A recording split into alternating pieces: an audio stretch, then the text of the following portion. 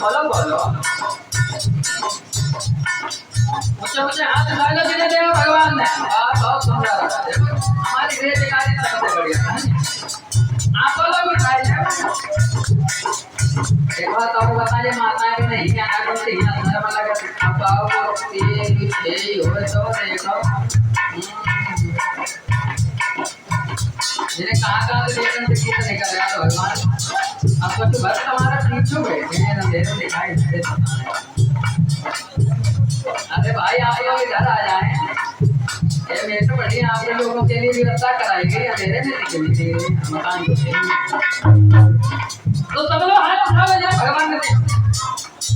जिनके हाथ आए दे उठाए दे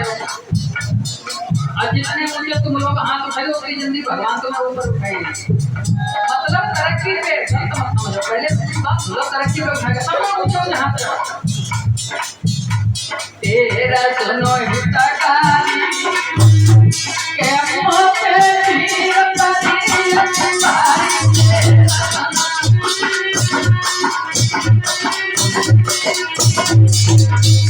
अरे सुखदा है के भगवंता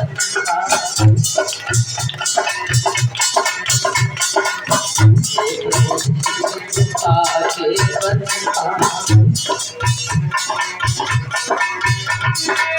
कैसे होय तुलाई के मोरे वीर